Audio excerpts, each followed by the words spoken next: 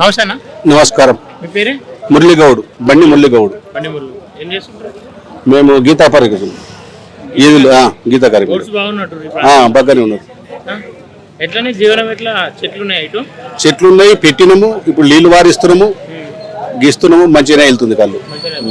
ఇప్పుడు కొత్తగా కాంగ్రెస్ ప్రభుత్వం వచ్చింది, గతంలో బీఆర్ఎస్ ఉండే, ఎట్లా అనిపిస్తుంది? దానికి దీనికి ఏమైనా తేడా అనిపిస్తుందా?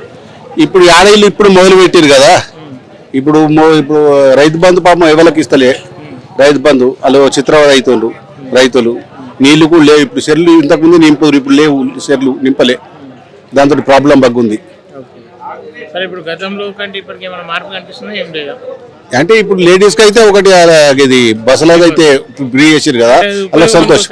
ఉపయోగం ఇక అంటే ఉపయోగం అంటే ఇక లాస్ ఉంది, కానీ గవర్నమెంట్ లేడీస్ కోసం వాళ్ళు చెప్పిన వాగ్దానం కాబట్టి చేసారు అంతే. సరే, ఇప్పుడు పార్లమెంట్ ఎన్నికలు రాబోతున్నాయి.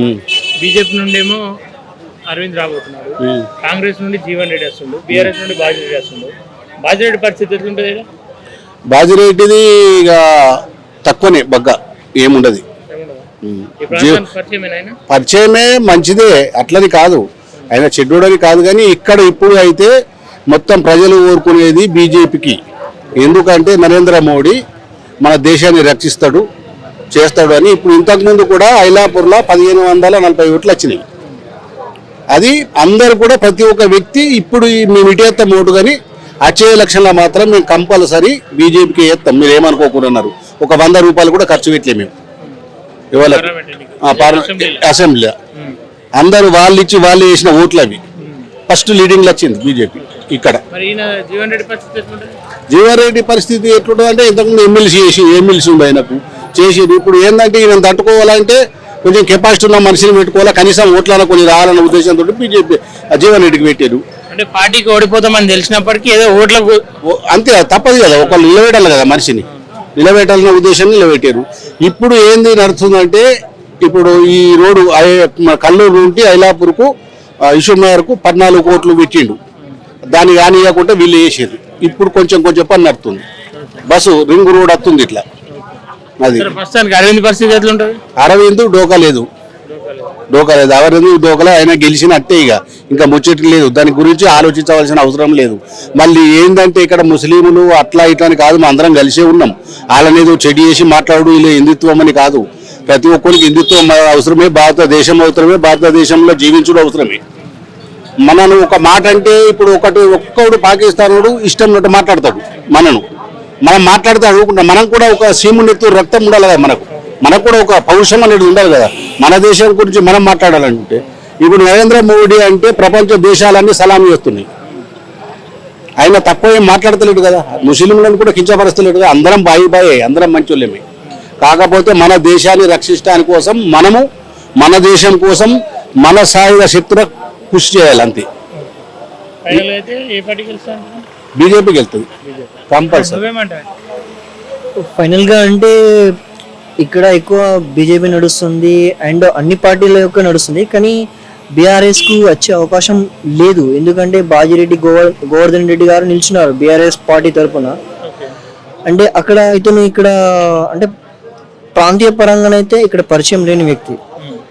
నిజామాబాద్ కాన్స్టిట్యున్సీలో అయితే ఏమో కానీ జైత్యాల నియోజకవర్గమైన, కొరుట్ల నియోజకవర్గమైన కానీ, ఇక్కడ వచ్చేసి బాల్కొండ అయినా కానీ ఇక్కడ అతని యొక్క ప్రాబల్యం అనేది లేదు అని నా అభిప్రాయం. జీవన్ రెడ్డి పరిస్థితి ఏంటంటే, అంటే నేను పార్టీలకు అతీతంగా ఏం చెప్పట్లేదు, అంటే నా ఒపీనియన్ చెప్తున్నాను. జీవన్ రెడ్డి పరిస్థితి అంటే, ఇప్పుడు కాంగ్రెస్ గవర్నమెంట్ వచ్చింది.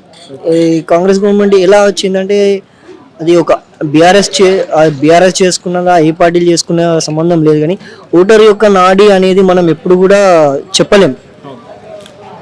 కాబట్టి ఓటర్ అనే వ్యక్తి ఇక్కడ అంటే అన్ని పార్టీలకు అందరూ మేము ఇప్పుడు బీజేపీ వచ్చినా వేస్తామంటున్నారు, కాంగ్రెస్ వచ్చినా మేము వేస్తామంటున్నారు, టీఆర్ఎస్ వచ్చినా వేస్తామంటున్నారు. కానీ ఎవరైతే ఓటు వేసే వ్యక్తి ఉంటాడో ఆయన యొక్క నాడి ఏ పార్టీలు కూడా గమనించలేకపోతున్నారు. అది నా అభిప్రాయం. ప్రస్తుతానికి ఎంపీ అరవింద్ గారు బీజేపీ పార్టీ తరఫున వారు నిల్చుంటున్నారు కదా, అది బండ మీద రాతది.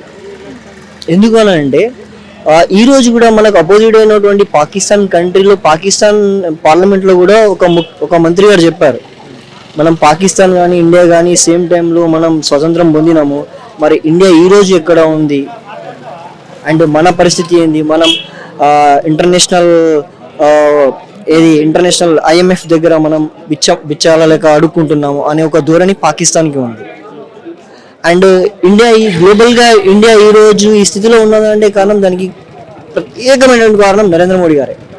ఈ రోజుకి నేను ఇక్కడ ఏ పార్టీని కూడా ఉద్దేశించి అనట్లేదు, ఎందుకంటే మోడీ అంతే హవా బీజేపీ గెలిచే అవకాశం ఉంది. చాలా, మళ్ళీ మోడీయే.